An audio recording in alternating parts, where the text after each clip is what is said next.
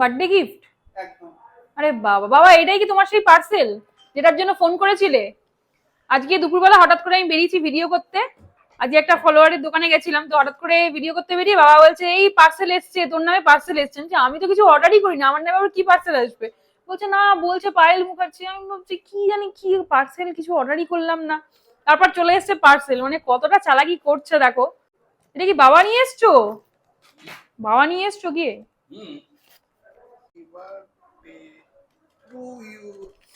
To you.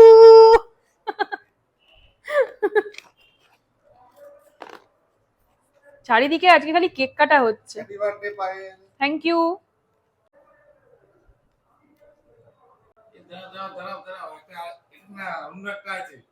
আবার আরেকটা?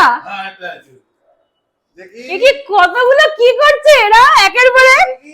হ্যাঁ এ বাবা, আবার আরেকটা। ও বাবুজি কেকে তুমি রিভেঞ্জ নিচ্ছ নাকি বাবা? এটা বাবুজি কেক ছিল বাবার সময়, আর বাবুজি কেকের পরে বড় কেক আমার সময় চলে এসেছে রিভেঞ্জ। মানে বাবুজি কেক বলেছিল এটা হচ্ছে ক্রিম কেক পেস্ট্রি, তারপরে এই বড় একটা কেক নিয়ে চলে এসেছে। মানে আজকে পুরো সারপ্রাইজই সারপ্রাইজ, চারিদিকে খালি সারপ্রাইজ হচ্ছে। বাবা রে, গালে ওখানেও লাগিয়েছিল, গালে ওখানেও লাগানো হয়েছিল, তারপর আবার আমি মুছে এসেছি আবার বাড়িতে এসে, তাই একই অবস্থা।